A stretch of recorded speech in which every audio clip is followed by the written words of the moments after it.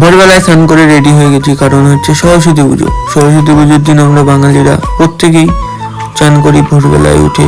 তো ভোরবেলায় খুব কুয়াশা ছিল, এই কুয়াশা না মেনে চলে যাচ্ছি পুজো করতে আমাদের জেঠু বাড়ির ওখানে। তো সবাই মিলে যাচ্ছে, আমি, বোন, কাকি, জেঠু ওরা ছিল। আর এদিকে হচ্ছে পুজো শুরু হয়ে গেছে ভোরবেলায়, তখন প্রায় ভোর 5:30 মতো বাজে। তো পুজো হচ্ছে, আমরা সবাই এসছি পুজো দিতে, অঞ্জলি দিতে।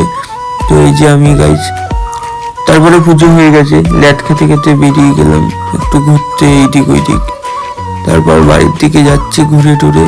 তো আমি আর আমার বোনও বকবক করছে, আমিও বকবক করছিলাম।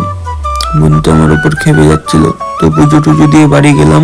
তারপরে আবার সকালের দিকে রেডি হয়ে বেরিয়ে গেছি ঘুরতে যাওয়ার জন্য। ওই ভাইরাল ফুল বাগান চাপড়া, ওখানে যাচ্ছিলাম আমরা ট্রেনে করে। তারপর রানাঘাটে এসে একটা টোটো ধরে আমরা যাচ্ছি চাপড়া। তো রানাঘাট থেকে যে কোনো টোটোয় চাপড়ায় যাওয়া যায়। এটা হচ্ছে সুরেন্দ্র সিনেমা হল, ওটারই সামনে দিয়ে যাচ্ছিলাম। হলে অনেক লোকজন ছিল আজকে সরস্বতী পুজোর জন্য। আর সরস্বতী পুজো বলে ভিড় হবে না এটা কখনো হয়? প্রত্যেকটা কাপলস, এত কাপলস গাইজ একসাথে আমি প্রথম দেখেছি জীবনে। আর মাঠের মধ্যে এত কাপলস, মানে ধারণার বাইরে, এত ভিড়। সবাই যত ভিড় ঠেলে ঠেলে আমরা আস্তে আস্তে ঢুকে গেছি। এটা হচ্ছে সর্ষে ক্ষেত, তার পাশেই হচ্ছে ওই বুকে বানায় যে পাতাগুলো দেয়, ওই গাছপালা ছিল। তো আমরা ওইদিকেই যাচ্ছিলাম হেঁটে হেঁটে, ওর ভেতরেই সবাই ফটো তুলছে, ওইখানেই আমরা যাচ্ছি। আর এইদিকে হচ্ছে ছোট ছোট ফুল চারাগুলো লাইট জ্বালিয়ে বড় করে বা ফুল তৈরি করে, এটা কি একটা প্রসেসে বেশ কাজ করে দেখলাম, অনেক লাইট আছে।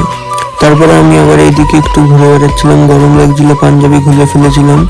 তারপর বাড়ি ফিরছিলাম যখন দেখা হয়ে গেল টেডি বিয়ারের সাথে।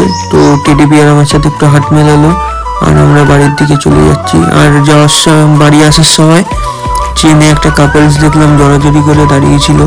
আর ওদের নিয়ে চর্চা করতে করতে আমরা চলে আসলাম বাড়িতে।